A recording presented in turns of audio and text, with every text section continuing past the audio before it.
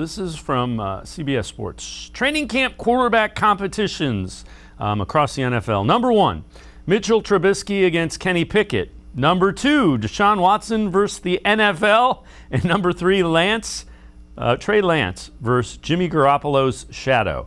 So Quincy, when you look at that, I know the CBS Sports guys are making light of a little bit of it, but that's legit. If it is a shorter suspension and the Browns are not considered one of the better teams in the AFC, you're not being objective. Yeah, definitely. The top training camp QB battle, Kenny Pickett versus Mitchell Trubisky. That's not the top of what I would call any situation, including the quarterback room, in my opinion. Like, I know some people are high on Kenny Pickett, but if you're choosing between Kenny Pickett and Mitchell Trubisky, you're not really choosing anything, right? Like, it's not really a choice. You're being stuck with whoever wins that competition, right? Because nobody wants either of those two guys. Browns fans know about that kind of battle, though. We know about that kind of quarterback battle. This is where I'm saying this is. Steelers fans get mad at me when I bring this up. Oh, what do you know about that? I know all about this, dog. I've seen Kelly Holcomb versus Tim Couch. I've seen Derek Anderson versus Brady Quinn. I have seen Brian Hoyer versus Johnny Manziel. I have seen Jason Campbell versus Brandon Whedon. Dog, this is all I know. And when I smell it, I'm just telling you, dog, that smell like that. And that's what Kenny Pickett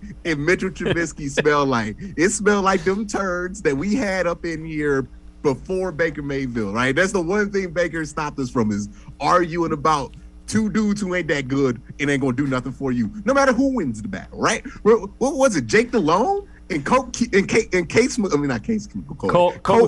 Yeah. Remember that one? The offense got like 3 first downs in 4 weeks. That was like something that happened, right? It did not matter who won that quarterback competition, right? That is what I would say on that. So Deshaun Watson being in your quarterback competition versus any other situation that includes Mitchell Trubisky and Kenny Pickett, I'll take Deshaun Watson. The Browns would gladly take waiting 2 years for Deshaun Watson and maybe getting the last 3 and just paying for those 2 years versus Kenny Pickett and Mitchell Trubisky. They would take it over Baker Mayfield. They decided they were going to take it over Baker Mayfield, let alone Kenny Pickett and Mitchell Trubisky, both of which are not better than Baker Mayfield. That is wild to me. But yeah, it's people losing their minds sometimes. I don't know. But Kenny Pickett and Mitchell Trubisky, I just can't help but laugh. Like, now it's the Steelers, so this might ultimately work out for them because they just get lucky like this. But I know what that smell like. You know what that smell like, Dave. And everybody at home who's watched the Browns for more than 10 years knows what that quarterback competition smell like. And it smelled like pain, right? That's ultimately what it smells like, the 30th ranked offense on the EPA and DVOA. That's what that quarterback competition smells like. It don't matter who wins it. It's going to be bad either way, right? Najee Harris is the real winner of that quarterback competition because that's who's getting the ball. Right, like, let's not act like anybody else is actually going to get the ball but Najee Harris in the Pittsburgh Steelers offense.